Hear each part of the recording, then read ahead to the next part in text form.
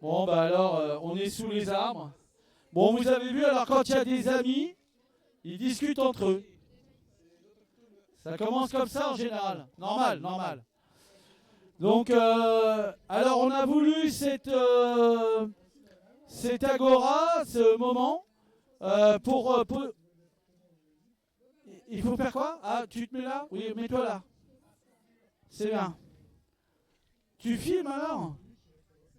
Voilà, alors la question qu'on se posait, en fait, c'est une question qui est un peu importante.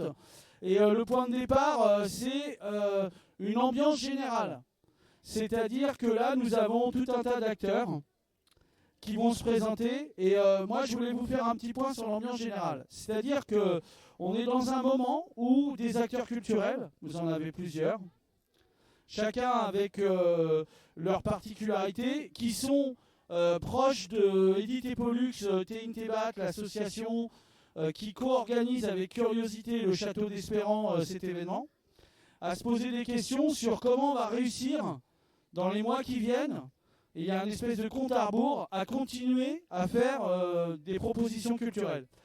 Donc la réponse à ça, et c'est pour ça que je voulais qu'on se réunisse sur scène pour que chacun puisse donner son avis. Ça va pas durer longtemps, mais on se pose des questions, on a un peu des inquiétudes. Enfin, en tout cas, en ce qui me concerne, je veux pas les claquer sur tout le monde. Et en fait, ce qui m'intéressait, c'est de dire, voilà, peut-être qu'on peut faire quelque chose ensemble, et que la meilleure façon, j'allais dire un mot, mais peut-être important, de résister à ce qu'on nous annonce, c'est d'être les uns avec les autres. Voilà. Donc, je vais donner la parole. Bonjour. Perrine. Perrine, tu veux la parole? Alors, tu peux te présenter et peut-être commencer sur ce sujet. Ok. Bonjour à toutes et à tous, je suis Emeline et entre autres activités, j'ai fondé avec, entre autres, mon amie Sariana, le festival Les Bazarettes qui a fait le lancement de sa deuxième édition la semaine dernière à l'Archipel, nom qui reviendra par d'autres camarades aussi. Et c'est un festival artistique, culturel et féministe qu'on a lancé à Arles après s'être... on est 5 à s'être rencontrés il y a 3 ans, 2 ans et demi, 3 ans. Ouais, et voilà, d'une envie un peu commune de se dire ok, on a envie de faire du pluridisciplinaire, on a envie de parler du corps des femmes, on a envie de faire quelque chose à Arles, on a envie de faire quelque chose à Arles en dehors des temps où il se passe des choses, que ce soit autour des femmes, c'est-à-dire qu'on peut faire des choses pour parler des femmes à d'autres moments que le 8 mars et le 25 novembre, parce que c'est important tout le temps. Et voilà.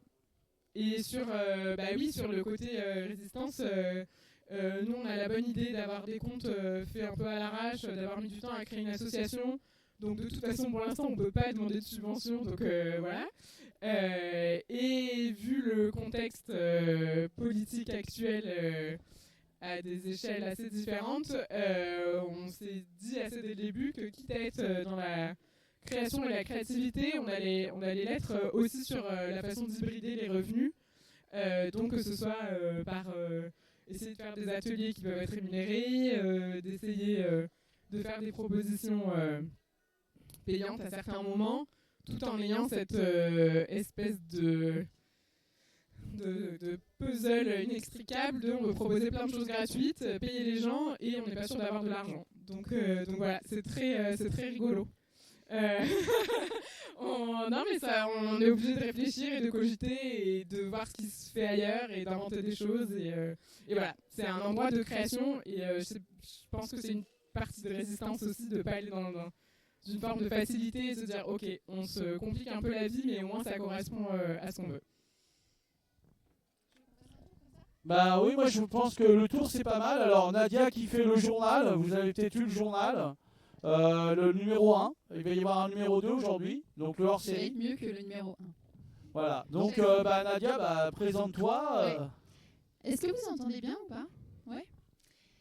Donc Nadia, je suis artiste et je suis sur cette table en tant que représentante de l'Archipel, qui est un lieu avec 8 ateliers d'artistes à Arles et une maison associative qui s'appelle La Collective, et qui est une association féministe et qui accueille beaucoup le festival des Bazarettes représenté par Emeline et Soriana. Emeline étant aussi très engagée dans la collective.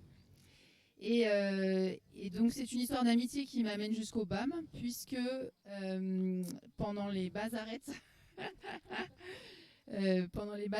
j'ai été artiste avec Soriana. On a monté une exposition ensemble avec plusieurs artistes. J'ai dessiné des femmes nues de toute corpulence et de toute beauté variée. Et j'ai mené un atelier d'affiches engagées dans l'héritage que j'apprécie énormément des affiches de mai 68. Et David, ici présent, est tombé absolument amoureux des affiches que j'ai fait faire pendant ce festival. On les avait affichées l'année dernière à Hague sur une porte là. Voilà. Mes poils, mon choix. Voilà, tout à fait. Ou Patriarcat Caca. Patriarcat Caca, on l'a eu carrément sur notre porte. Voilà, et mon positionnement dans ce travail-là, c'est de faire tout ça en PAO, c'est-à-dire papier découpé, collage, crayon, etc. Et je trouve on va beaucoup plus vite qu'avec l'ordinateur. Et c'est évidemment 100% écologique et aussi beaucoup plus épanouissant. Donc c'est un travail très en lien avec mai 68. Et là, je fais le BAM complètement à la main aussi. Donc je dessine, je photocopie, je colle et je copie dans la main. Si vous ne l'avez pas eu, j'en ai dans la poche, vous pouvez venir en chercher. Et donc, David et Lucie, Édité Pollux, nous ont offert les tirages sur leur risographe de ces affiches qu'on a ensuite collées dans la ville à Arles l'année dernière. Et à cette occasion, je suis tombée amoureuse du BAM. David a eu la gentillesse de me dire, on a vu les affiches que tu as fait faire aux autres, mais j'aimerais voir tes affiches. Et du coup, il m'a offert avec Édité Pollux une résidence chez eux en mai, où j'ai travaillé sur un thème qui est difficile à exposer ici, parce que j'ai travaillé sur l'inceste. Et c'est un travail qui va se continuer, qui vient juste de commencer, mais ce n'est pas le lieu pour le partager, disons. Et comme Bourrage Papier n'a pas pu venir faire le BAM pendant ce festival, au pied levé, David m'a demandé la semaine dernière de faire le BAM, et donc c'est inédit pour moi, j'ai jamais fait ça et je me régale. Voilà. Oui, parce que normalement, on devait avoir un BAM fait par Bourrage Papier, donc les étudiants de l'association des étudiants en design de l'université de Nîmes. Et ils ont sauté en l'air. Et donc j'ai dit à Nadia, wow, les étudiants, ils ont sauté en l'air, tu veux pas faire le BAM? Et elle a dit oui. Alors Marcos. Alors Juan Marcos Aubert, j'espère que vous allez bien. En fait, c'est une très longue histoire qui nous lie. Par où commencer? C'est problématique. Ouais, c'est l'art et la réflexion en fait, parce que c'est ça que moi qui m'intéresse dans l'art, c'est tous les champs des possibles qui nous amènent à méditer. Et nous, on est dans l'action avec l'association Composite que j'ai confondée en 2000. Et depuis 2006, on édite une publication qui s'appelle Star Wax, donc qui est promue par le cœur du sujet rédactionnel et la culture vinyle, donc quelque chose qui est organique. C'est vraiment l'idée, avec également l'ensemble des cultures urbaines, parce que l'association Composite a pour but de promouvoir la culture vinyle, le DJing et le BMX freestyle. Et en fait, je me suis rendu compte qu'après 20 ans, alors, il faut savoir que cette publication post-Covid, elle a été éditée à 25 000 exemplaires, qu'elle est gratuite. Donc pour nous, c'est important. Et d'ailleurs, c'est un grand projet d'amitié parce que si elle perdure, c'est surtout aujourd'hui, c'est parce que c'est la passion, c'est la solidarité et c'est vraiment l'amitié avec. C'est-à-dire qu'il y a des gens qui sont greffés au projet, il y en a même qui sont partis, qui sont revenus.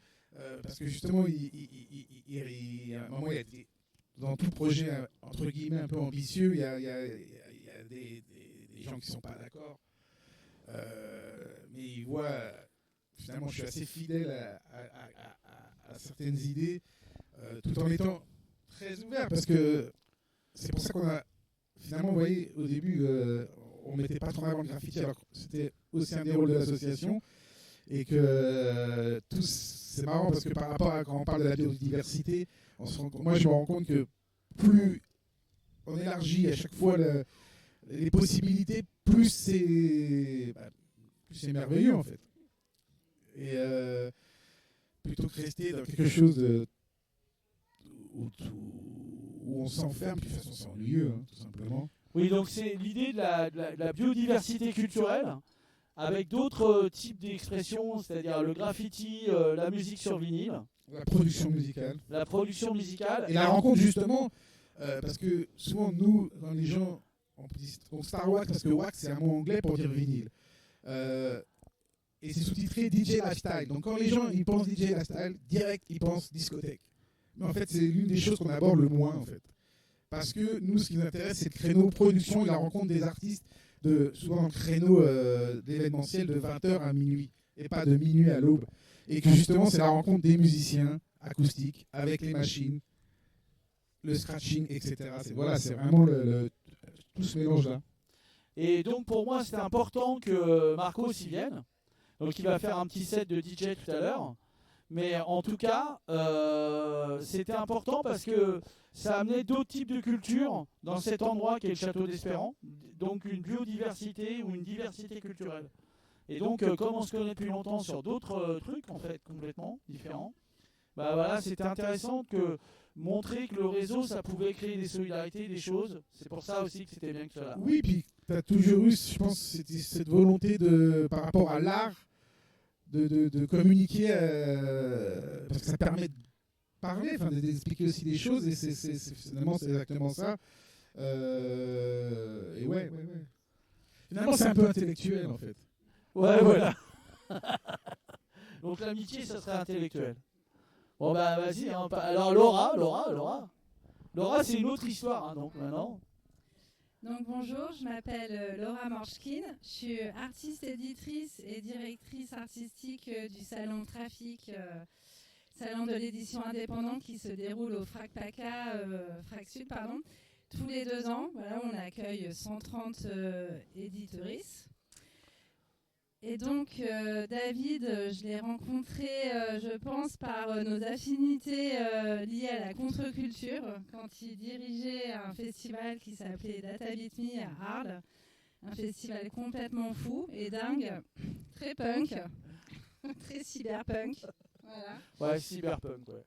Et à partir de là, je l'ai tanné pour qu'il vienne participer à un autre salon que j'ai organisé qui s'appelait Rebelle et qui était lié à l'édition de fanzine. Ça s'est pas fait.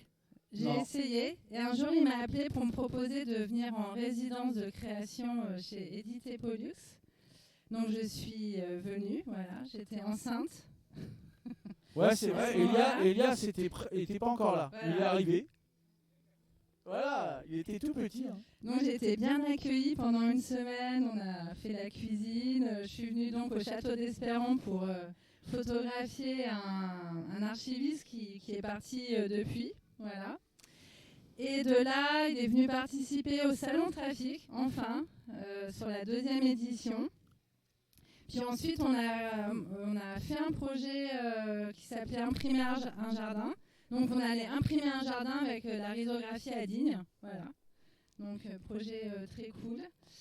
Et on a pour projet de développer donc la partie édition de Edith et Pollux liée au fanzine et voilà, travailler toutes les questions de diffusion, mais aussi une partie recherche, parce qu'ils ont une très belle collection de fanzines et l'idée c'est vraiment de la valoriser. Voilà, pardon, je cherchais mes mots.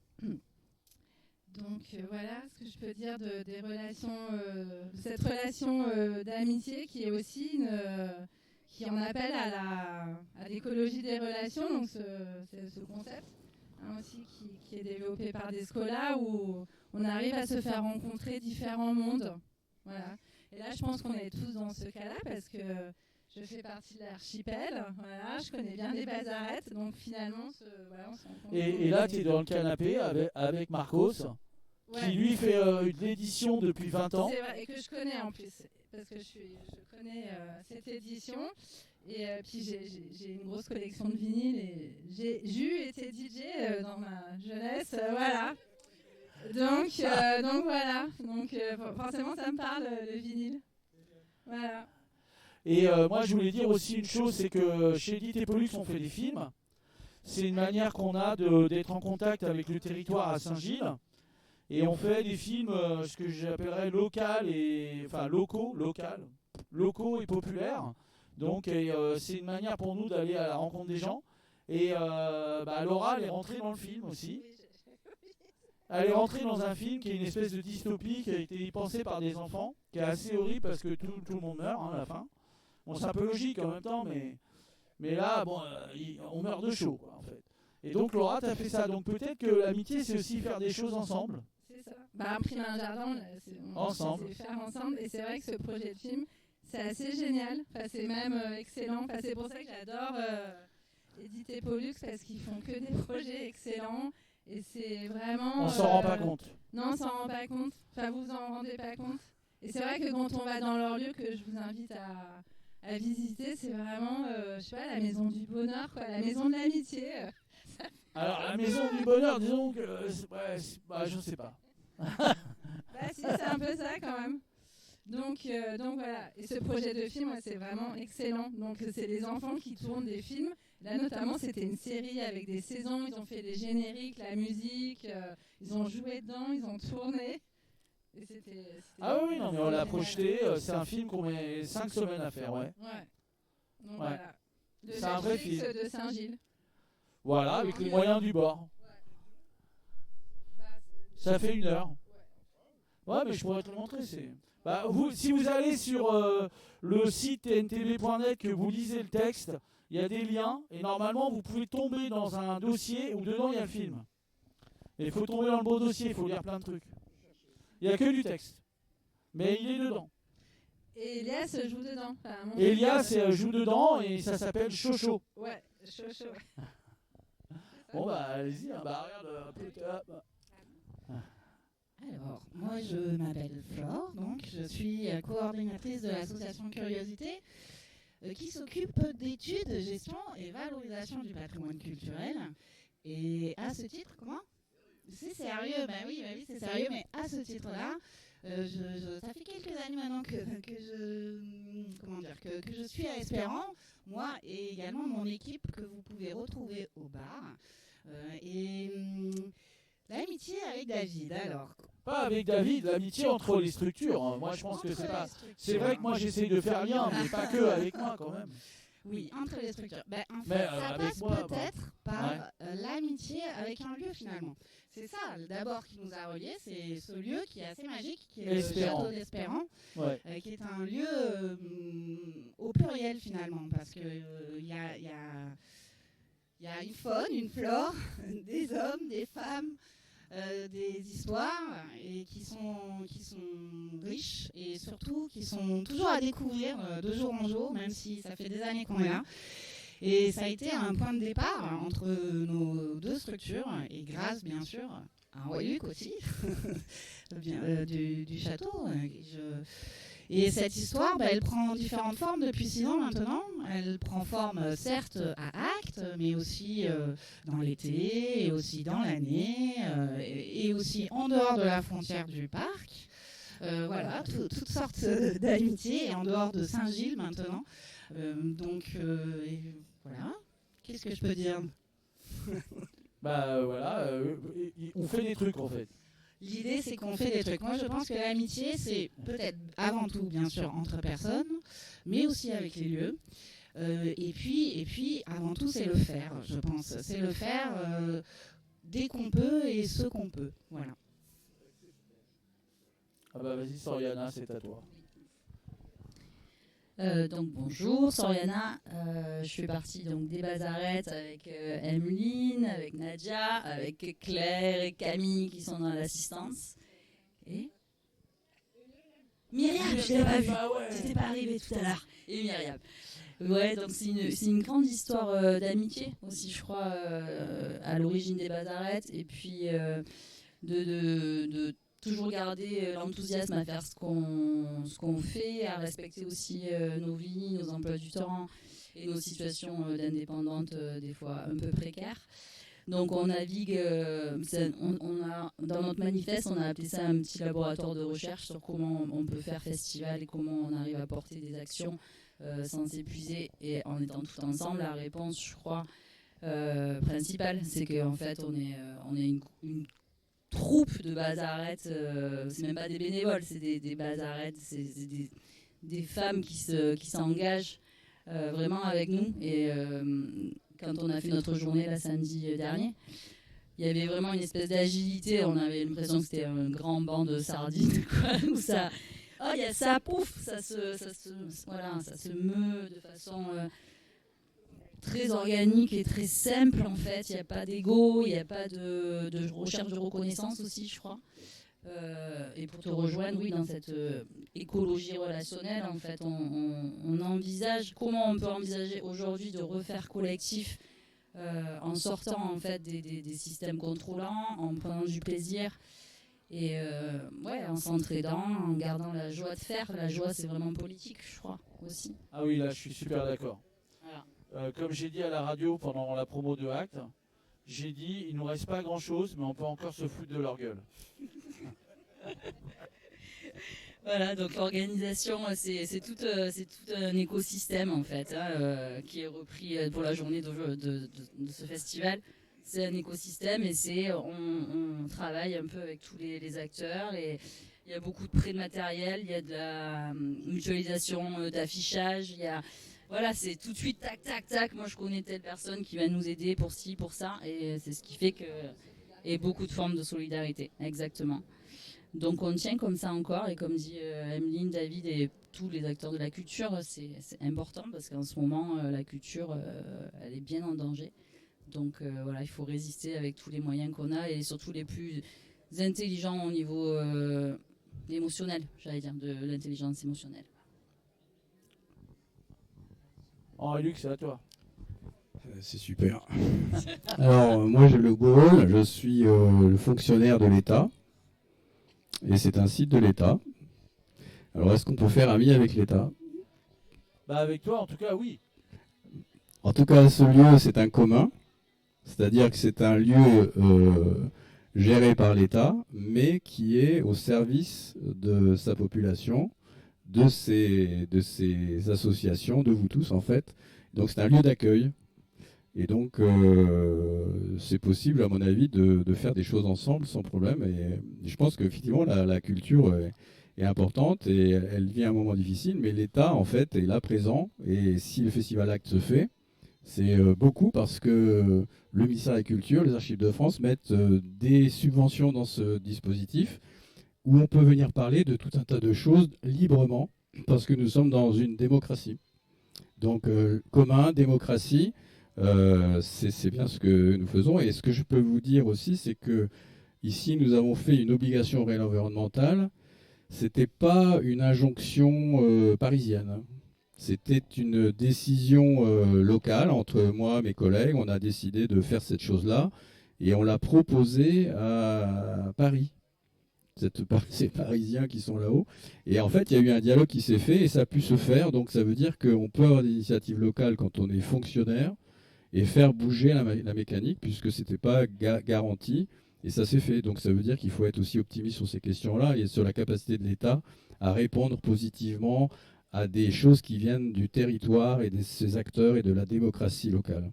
Donc c'est ça que je veux dire surtout. Je joue ce rôle de l'État, je me force un peu quand même, sachant qu'évidemment tu es mon ami, et que ta famille, sont mes amis, parce que tu n'es pas tout seul à éditer Pollux. Il y a ta femme, il y a tes enfants. Et c'est vrai que ce lieu que tu animes, il est magique. Bah ça, je m'en rends pas compte.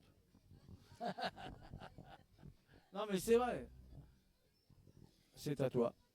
Stéphane. Bonjour à toutes et à tous. Je suis donc Stéphane Krasniewski. Merci pour l'invitation. Je dirige le festival Les Suds à Arles. Donc les Bouches-du-Rhône sont en force quand même pour cette table ronde. C'est un plaisir de répondre à cette invitation. Les Suds, pour ceux qui ne le connaissent pas, c'est un festival de musique du monde. Donc la question de l'amitié, elle est déjà posée dans le titre finalement, parce que musique du monde, d'ici et d'ailleurs, ça pose comme postulat de départ que on va accueillir le monde à Arles. On va accueillir l'autre comme s'il était nous. On va chercher chez l'autre ou chez l'expression de l'autre un point commun avec celle qu'on peut nous porter ou qu'on a pu nous expérimenter.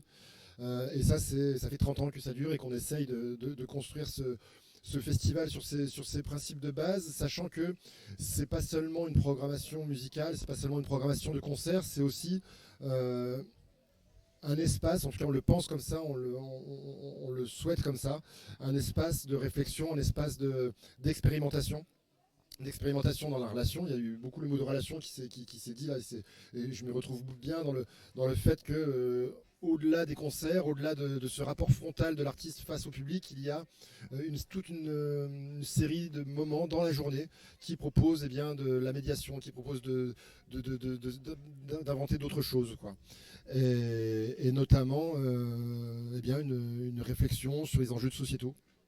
Les enjeux sociétaux, que ce soit sur notre capacité à nous adapter au changement climatique, que ce soit notre capacité à produire différemment, que ce soit dans la manière qu'on a de s'adresser justement à l'autre, au public, aux artistes, à faire en sorte que cette diversité culturelle prenne corps et perdure au-delà des obstacles qui sont mis en travers de notre route. Là on parle d'amitié, c'est vrai que c'est beaucoup mieux que de parler de partenariat, mais finalement ça revient à dire comment est-ce qu'on arrive en dehors d'un festival, au-delà d'un festival, à agir sur notre territoire en relation avec d'autres opérateurs pour justement créer un esprit de résistance, organiser une forme de résistance qui est le début de la réponse peut-être à la situation qu'on connaît et aux attaques qui sont portées non seulement contre la culture mais au-delà contre tout ce qui nous relie justement. On a des exemples dans les Pays de la Loire, on a des exemples dans l'Hérault où le soutien, ou même là depuis hier, c'est le planning familial à Carpentras qui a été désubventionné par la mairie. Donc voilà, on est sur ce temps-là de crispation autour de ces actions, et la question de l'amitié, la question du partenariat, finalement, c'est un préalable parce que ça doit nous permettre déjà de nous rassembler, de nous compter, de savoir ce que l'on peut faire ensemble, ce que l'on peut partager, mettre en commun pour être plus fort, plus efficace, plus visible. Mais c'est aussi, et sans ça, ça n'a aucun sens, c'est aussi par ça qu'on va réussir à écrire de nouveaux récits.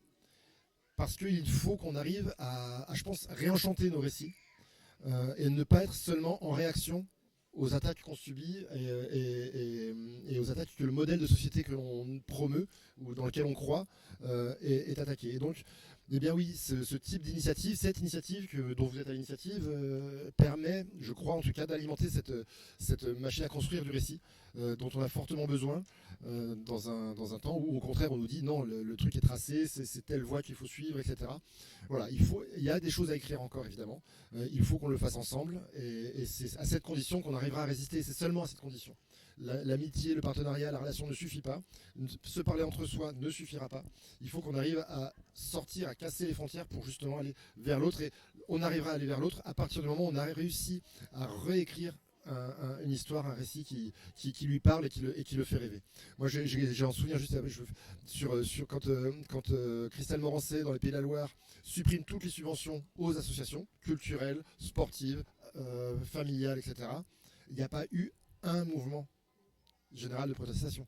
Ça doit nous interroger sur notre capacité à mobiliser et à faire comprendre les enjeux qu'il y a derrière ce soutien, derrière cet investissement de la puissance publique en faveur de ces initiatives. Et voilà. Et je pense qu'il faut qu'on arrive par ce type de table ronde, par ce type de dialogue, en tout cas entre nous, peut-être à écrire autre chose. Merci. Alors, oui, je pense que c'est important que le public prenne conscience aussi que c'est pas du tout facile pour tous les opérateurs, parce qu'il y en a qui disent dans la politique le mariage de la carpe et du lapin, parce que c'est un peu ça. Mais je pense que dans ce mariage entre la carpe et le lapin, il y a une hybridation un peu inattendue qui peut nous permettre peut-être de passer des caps et des choses, sachant que moi je suis hyper d'accord sur la question du récit. Et moi, si je voulais donner à voir cette discussion, que les gens se présentent et comment on essaie de faire lien avec vous, chacun notre histoire ensemble, et que là peut-être il y a un truc qui se fait et peut-être on en termine là-dessus. Peut-être après vous avez des questions, mais peut-être que, et ça c'est un espoir que j'ai, c'est qu'il va se passer des interrelations entre toutes les personnes qui sont là, qui ne se seraient pas forcément parlé dans ce cadre, sur ces problématiques-là avant. Voilà, donc moi là ce que j'ai fait, c'est que j'ai planté une graine. Et voilà, donc maintenant je pense que si vous avez des trucs à ajouter, sinon on peut poser des questions ou alors c'est bon.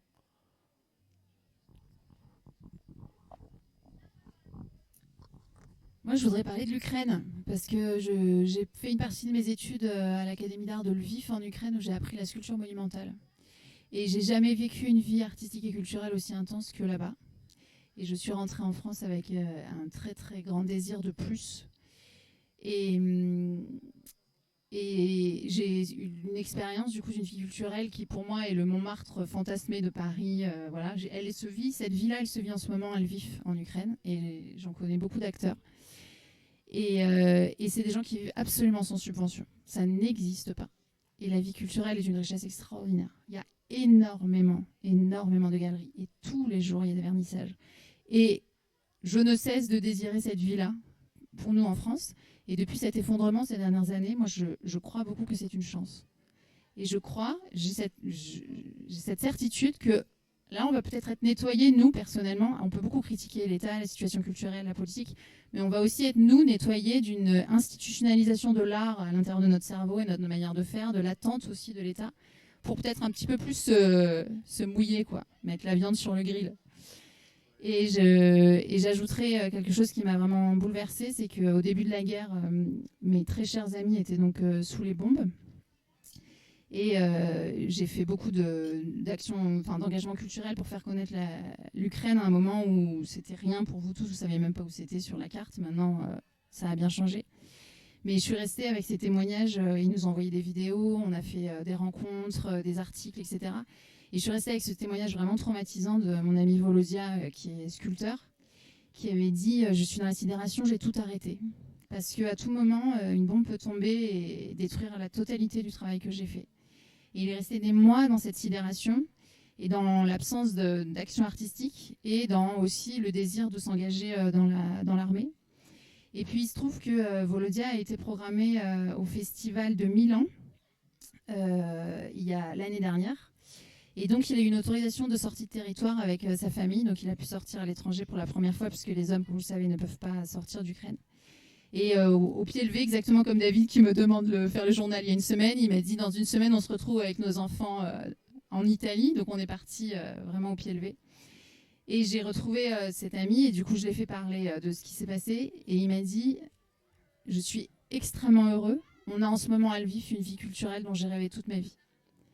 Et on a parlé pendant 5 jours de ce qu'il vivait au niveau artistique en ce moment à Lviv en Ukraine. Donc Lviv est à l'ouest de l'Ukraine, donc c'est pas directement sous les bombes, hein, mais même si la répercussion elle est considérable.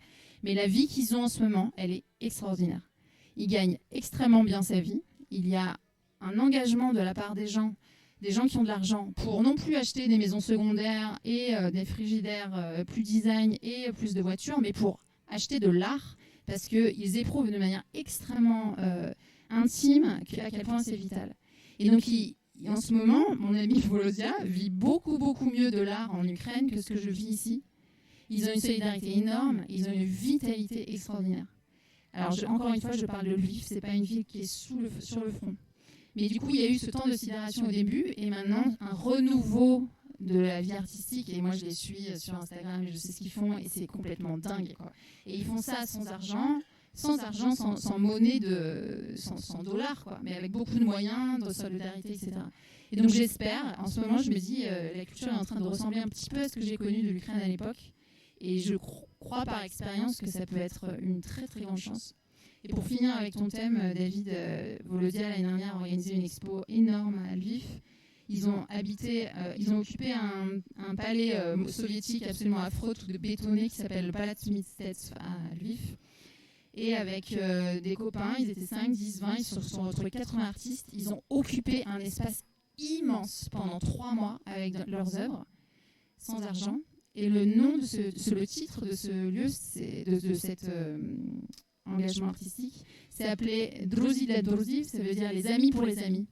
Et il m'a dit, je te dis juste une chose, si tu veux changer ta culture, fais quelque chose des amis pour les amis.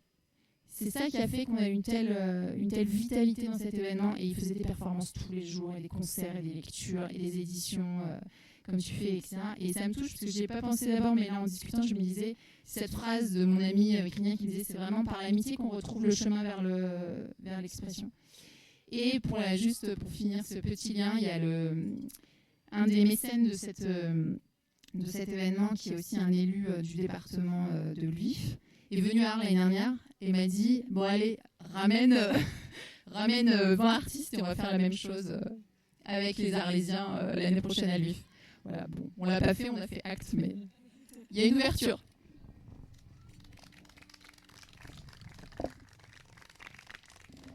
Vous avez quelqu'un veut dire un autre truc?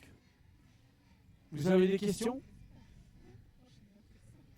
Ah bah attends, je te donne le micro.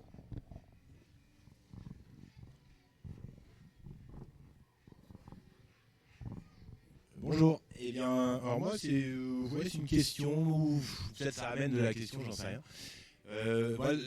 Ta proposition de parler de l'amitié, etc., moi, me touche aussi beaucoup, et c'est vrai qu'on est un peu tous autour de ce projet d'Espérant. Je pense faire partie un petit peu de cet écosystème et d'être finalement un ami, enfin, en tout cas, particulièrement avec Henri-Luc, t'inquiète, toi aussi. Moi, j'ai un métier un peu singulier, je suis conseiller en mécénat, donc je vais chercher le monde de l'entreprise pour qu'il rencontre, si possible, un milieu qui n'est pas tout à fait le sien. Et inversement. Et moi, je voulais rajouter une petite chose là-dessus. C'est vrai que moi, j'utilise un mot en matière de mécénat, c'est celui de compagnon. En fait, je vais chercher des mécènes et je vais chercher des compagnons de route. De compagnon à ami, il n'y a qu'un pas. Et ce que je voulais rajouter là-dessus, c'est que l'amitié devient intéressante quand elle prend des risques aussi. C'est-à-dire quand elle dépasse son précaré. C'est-à-dire quand elle va au-delà de ce petit monde dont vous faites partie, qui est culturel, et qu'elle va rencontrer. Alors c'est pour ça aussi que je voulais un peu prendre la parole, parce que c'est culturel ici, mais c'est aussi patrimonial dans le sens culturel et patrimonial de l'autre côté. C'est aussi la protection de la biodiversité, donc c'est encore un autre univers. Il y a des institutionnels, des collectivités, tout le monde se marie un peu, discute, enfin se marie, le mot est fort. En tout cas, discute, se fréquente, etc. Et voilà. Moi, je rêverais que sur une assemblée comme celle-ci, il y ait, tu as eu raison d'en parler. Il n'y a pas longtemps, finalement, il y a une subvention qui a été retirée du planning familial, je ne sais plus quel territoire finalement. Il y a une amitié commune qui est celle de ce qu'on a en commun, ce qu'on appelle l'intérêt général. En matière de mécénat, c'est ce qu'on défend. Et finalement, ça peut être une raison d'amitié, ça, à l'échelle d'un pays, d'un peuple, à l'échelle de nations, à l'échelle d'un petit quartier ou d'un village ici. Voilà, c'est ce que je voulais dire, c'est ma petite participation. Merci Samy. Qui veut intervenir? Ah bah voilà. Ah bonjour. Bonjour. Tu es mon ami? Oui, alors justement, je me suis dit, parce que j'avais en tête depuis tout à l'heure je veux juste vous lire 3 lignes d'un poème de Baudelaire sur l'amitié, que je trouve très joli. Je le retrouve. Il n'y a pas de réseau. Okay. Amitié, ma moitié, j'aime à toi me confier. J'aime sur ton épaule me consoler. Amitié, ma moitié, sans toi le courage me manque. Sans toi l'avenir n'est qu'un mirage. Amitié, ma moitié, toi qui m'aimes sans espérer. Toi qui m'aimes sans me juger. Petit poème de Baudelaire. Ah bah merci. Ah bah merci alors.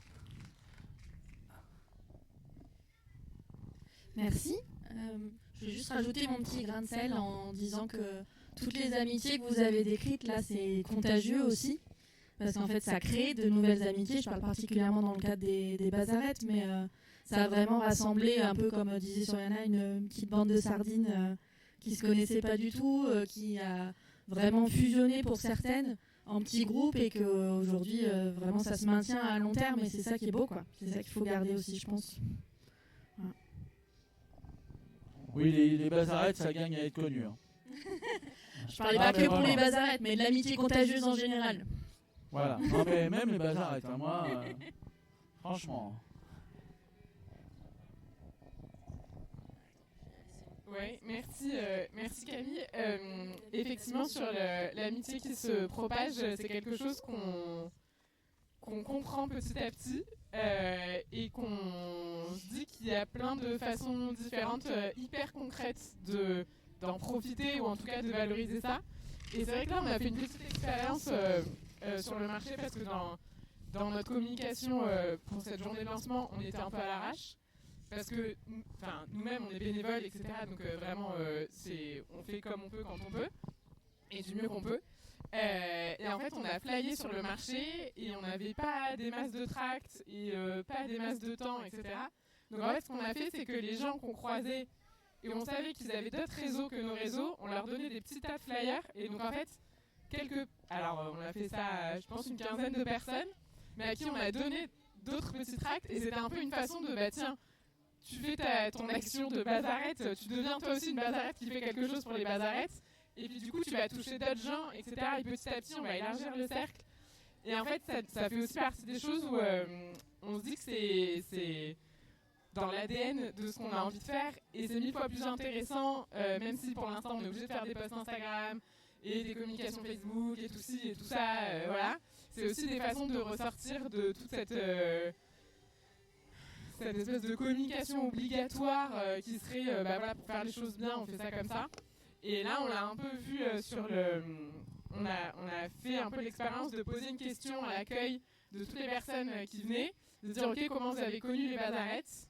Et alors il s'avère que tout l'affichage qu'on avait fait l'année dernière, etc., a ramené pas mal de gens, mais qu'en fait le réseau d'amis, etc., a fait que ça a amené plein de gens. Et c'est une façon aussi de sortir d'une espèce de forme d'entre-soi, parce que c'est vrai que à faire des choses entre amis, on aurait vite tendance à aller dans l'entre-soi. Et je rebondis sur ce que tu dis, Camille, très justement, de en fait les amis de nos amis, puis eux-mêmes ont des amis, et petit à petit on va faire un cercle très grand. J'espère. Merci. Tu sais quoi, on va voir. On prend la décision. Il prend la décision. On va prendre une décision, excusez-moi. Je suis dans mon rôle je règle des problèmes. Donc moi je voulais rebondir sur un truc que tu viens de dire qui est important, sur la question des réseaux qui nous sont un peu imposés. C'est-à-dire Facebook, normalement c'est là où on a des amis. Bon, je sais pas ce que ça vaut un ami Facebook. Je sais pas ce que c'est qu'un ami Facebook. Enfin j'en ai, hein. Mais je leur parle de moins en moins, mais j'en ai quand même. Je reçois des notifications, j'ai l'impression qu'il se passe un truc même quand je fais rien. Donc voilà, il y a Instagram, etc. Mais ces endroits, en fait, je ne sais pas s'ils ne sont pas un peu toxiques. Tu vois, par rapport à ces questions-là. Ils sont pas plus toxiques que présentiel, en fait. Moi, je le vois plus comme un outil de communication supplémentaire, en fait. De toute façon, si à un moment tu veux... tu es ambitieux et tu es dans un projet de communication, tu es obligé d'être Canaux, voilà, tout simplement. Moi, en tout cas, j'ai des expériences de vie à l'autre bout du monde, d'échanges culturels. Et ce que je voulais quand même préciser, c'est que par rapport à l'association Composite, en 26 ans, on n'a jamais eu une subvention. Et ce qui est marrant, c'est que je me suis rendu compte avec du recul, et je le dis avec beaucoup d'humour, enfin en tout cas de plaisir, c'est que je me dis je rentre dans aucune case en fait. C'est pas parce qu'on n'a pas voulu, c'est qu'on rentre dans aucune case. Et d'ailleurs je crois que c'est Diderot qui disait c'est le paradoxe et les chemins de la vérité. Et avec du voilà, c'est tu dis parce que comme tu dis par rapport à ce que tu disais, non c'est toi qui disais ça, c'est que en fait d'être dans des cases du coup, tu es dans un schéma finalement déjà établi en fait. Donc tu peux pas, si tu es dans quelque chose de culturel, je pense que la culture est faite pour amener quelque chose de nouveau. Donc si tu ne sors pas de la case, si tu n'exploses pas la case en fait, parce que là tu dis on te force, mais qui c'est qui t'a forcé à... Ah non, je pense que tu es contraint quand même à utiliser ces outils, parce que en fait, si tu veux parler aux gens aujourd'hui, comme tu dis, ce canal est devenu un canal, si tu passes pas par ce canal, ça marche moins, quoi. Tu vois, c'est-à-dire là où je suis d'accord avec toi, c'est un outil, mais en même temps, c'est un outil, tu es obligé d'accepter tout un tas de trucs qui fonctionnent sur cet outil. Mais il y a des codes partout le temps, de toute façon, non ? Il y a des codes partout le temps. Moi, je pense, là où je verrais peut-être une toxicité, ça permettrait aussi de reboucler avec ce que vous disiez sur sur peut-être les financements et les cases, c'est que finalement, je trouve qu'on a besoin de transversalité. Et ce dont on parle là de l'amitié, c'est ce qui permet de créer de la transversalité et de sortir de nos silos. Là où il y a peut-être un danger avec ces réseaux, c'est que ça nous enferme dans des silos. C'est que finalement, ça nous conforte et ça conforte les opinions. Et on est abreuvé ou on a accès qu'à des opinions auxquelles on adhère déjà, etc. De la même manière, quand on fait des dossiers de subvention, quand on est beaucoup plus facilement aidé quand on arrive à rentrer dans une case. C'est très difficile d'être en transversalité, d'aller frapper à la porte du voisin. Je suis spectacle vivant au ministère de la Culture, je vais émarger au guichet spectacle vivant, ça va être difficile d'aller à côté. Et donc là, ce que vous faites avec les bazarettes, ce que tu fais toi à Acte, etc., c'est justement des modèles de manifestation qui sont protéiformes, qui sont pluridisciplinaires, qui sont effectivement beaucoup plus inclassables, mais qui montrent un nouveau modèle et qui mettent de la transversalité dans la manière de faire, et dans les publics que ça rassemble, et dans les formes que ça présente. Et je pense qu'il y a là un chemin qui est très intéressant de suivre. Alors moi, je veux dire, je n'organise pas ça tout seul.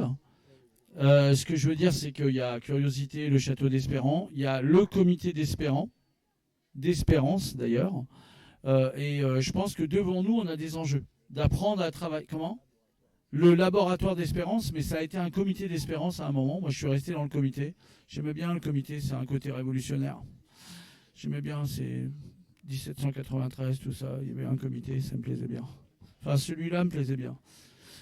En tout cas, voilà, donc l'idée du laboratoire d'Espérance, le laboratoire, ça reste un truc qui est un peu plus, qui est moins ouvert en fait. Moi, je pense que le comité, c'est plus ouvert, c'est plus démocratique. Bah non, voilà. Donc, comme vous le voyez, on est traversé par de futurs débats. On n'est pas toujours d'accord, même si on est amis. Et ça, c'est important de le dire. C'est-à-dire que par rapport à ça, par rapport à la question des réseaux, parce que nous, on a été une structure qui avons exploré pendant un bon moment la question du numérique. Et on était très technophile et on est devenu un peu technophobe à plein d'endroits. Et moi, j'ai beaucoup d'inquiétudes sur la manière dont fonctionne le réseau.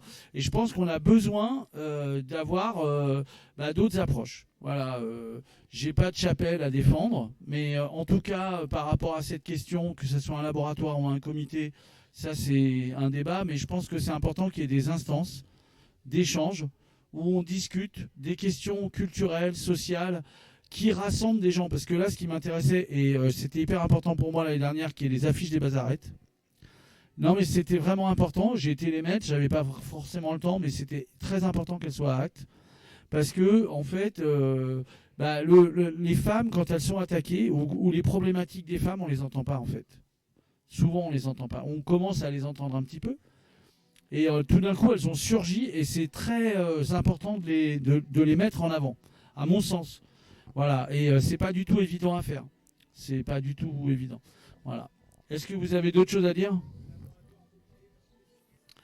Alors, laboratoire, pour moi, un laboratoire, l'imaginaire du laboratoire, ça veut dire il y a quelqu'un, il a une blouse blanche, il a déjà eu un parcours pour obtenir sa blouse. C'est-à-dire qu'avant, il n'avait pas de blouse blanche. Il est passé par tout un tas d'étapes où il a des pairs qui ont validé sa parole scientifique, tu vois. Donc, il y a un laboratoire. Le comité, pour moi, tout le monde peut rentrer. C'est-à-dire tout le monde peut rentrer dans un comité. Il n'y a pas de validation ex ante pour rentrer. Rentrer dans un laboratoire, il faut avoir envie de mettre la blouse et être capable de porter la blouse. Enfin, c'est comme ça que je le vois. Alors, laboratoire d'Espérance ou le comité d'Espérance, c'est parce que le Château d'Espérance a signé en 2023 une obligation réelle environnementale. Si vous étiez là tout à l'heure, on en a parlé. Il y a eu pendant 1 an des consultations en intelligence collective avec l'agence Comuna et Isabelle qui animait tout à l'heure.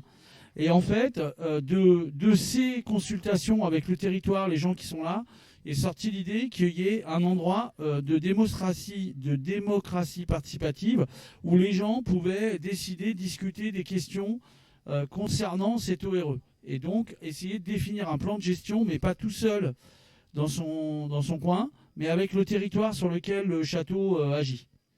Et donc, il a été construit un organe qui pouvait être consultatif, mais décisionnaire par rapport à ces questions-là.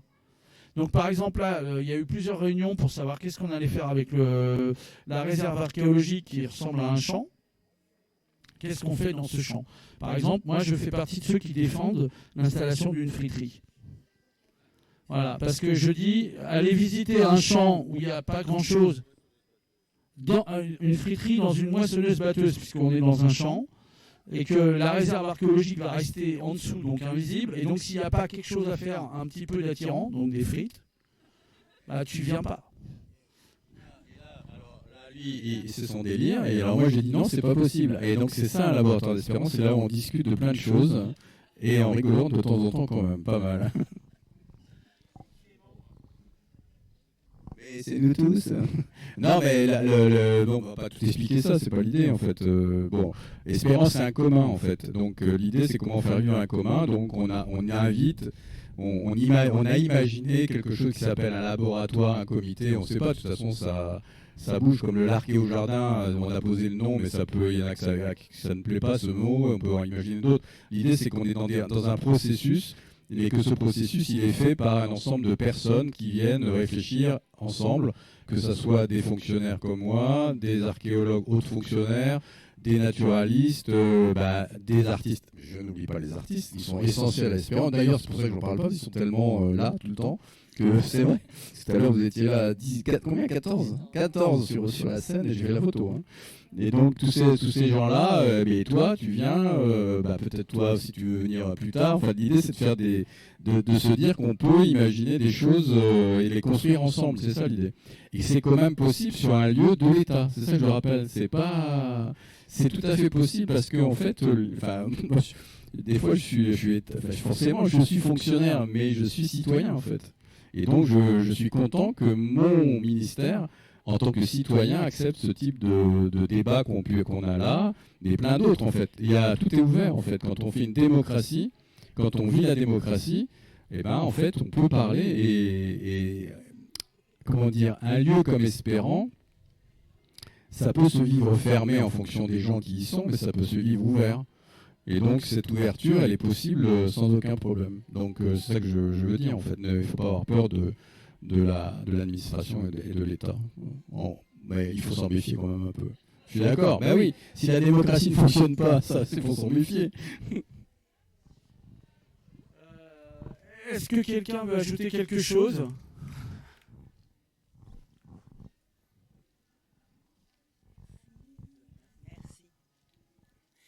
Oui, bonsoir.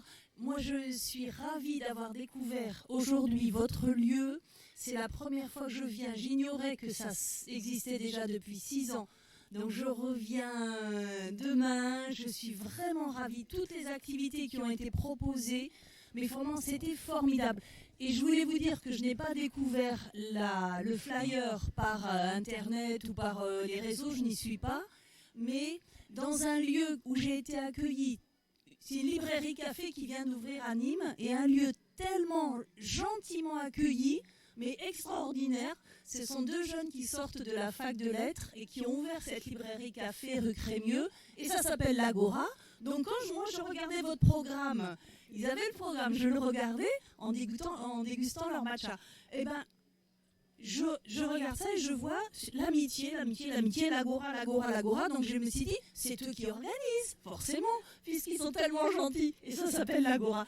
Et après, ils m'ont dit, non, c'est pas nous. Mais j'ai pris le dernier flyer qui leur restait et j'étais ravie, par ce biais-là, d'avoir découvert un lieu, des humains, des gens formidables, des jeunes qui se lancent dans un métier difficile de librairie. Et par leur biais de vous avoir rencontré. Donc voilà. Merci. Et il y avait beaucoup de flyers aussi à Carré d'Art, du côté où les gens viennent lire les journaux. Donc je me suis dit, l'information circule et j'espère qu'il y aura le monde espéré pour vous, pour tout ce travail que vous avez mené. Mais en fait, ceux qui sont venus, on les espérait et vous êtes là, quoi. Enfin voilà, je veux dire, après, nous, on n'est pas dans le quantitatif. Voilà, on n'est pas très bon en quantitatif.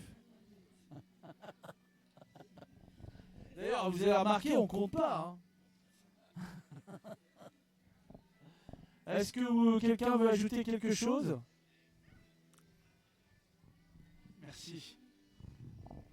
Bon alors attends, hop.